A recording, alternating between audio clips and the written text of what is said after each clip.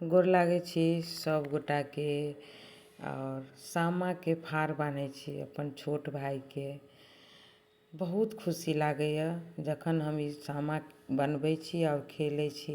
ओतबे दुख लागैए जखन हम सामाके विदा करै छी, लगैए कि बेटीके विदा कऽ रहल छी। आ सचमे भगवान जाहि दिन अपन बेटीके विदा करऽके समय आएत तऽ हम केना करब, हमरा तऽ सोचिकऽ एकदम देह की कहू।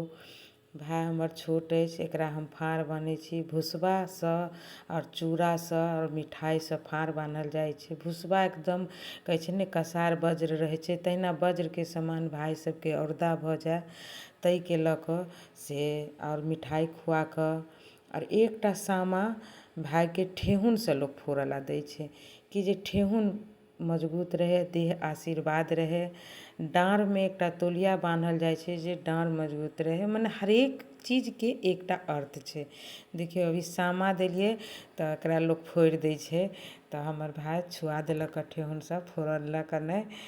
तऽ भाय बहिनके सुन्दर सनके रिश्ता, जहिना सामा चकेबाके जन्मों जन्मान्तर तक रिश्ता बनल अछि, ओहिना हमर भाय सभके साथ हमर रिश्ता बनेने राखब।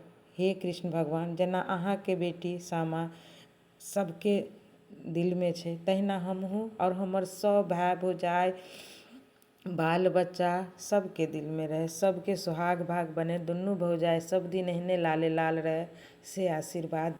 दुनू भाउज अहिना सब दिन लाले लाल रहै हे सामा से आशीर्वाद देव। और हमरा तीनों भाय बहिनीके अपन आशीर्वाद देव।